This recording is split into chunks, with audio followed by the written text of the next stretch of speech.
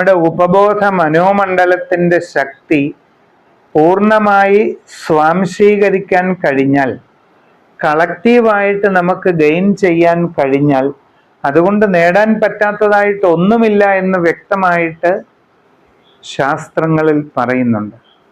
അപാരമായ ഒരു പവറാണ് ഉപബോധ മനസ്സിൻ്റേത്. സാധാരണഗതിയിൽ നിങ്ങൾ വിചാരിക്കുന്നത് നടക്കുന്നതിന് തടസ്സം വരുന്നതിൻ്റെ കാരണം 10% പോലും ഏകാഗ്രത നിങ്ങൾക്കില്ലാത്തത് കൊണ്ടാണ്. സാധാരണക്കാരനായ ഒരു വ്യക്തിയെ സംബന്ധിച്ച് 10% ഏകാഗ്രത എന്ന് പറയുന്നത് തന്നെ വളരെ വലിയൊരു കാര്യമാണ്. അത്രമേൽ ചിതറിയ മാനസികാവസ്ഥയാണ് കോമൺ പീപ്പിളിൽ അധികം ആൾക്കാർക്കും ഉള്ളത്. കാരണം ഓരോ സമയവും ഓരോന്നിങ്ങനെ ആലോചിച്ചുകൊണ്ടിരിക്കുക. അവരുടെ മനസ്സിനെ മഥിക്കുന്ന ഒട്ടേറെ വിഷയങ്ങളുണ്ട്.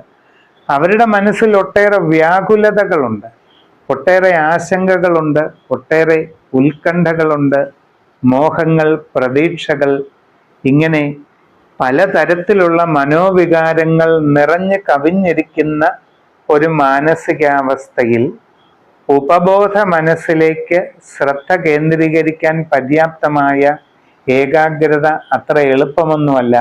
അതുകൊണ്ടാണ് നോർമലി ഒരു 10% ഏകാഗ്രത കിട്ടിയാൽ അത് വലിയ അത്ഭുതമാണെന്ന് പറയുന്നത്. എന്നാൽ പ്രാക്ടീസ് കൊണ്ട്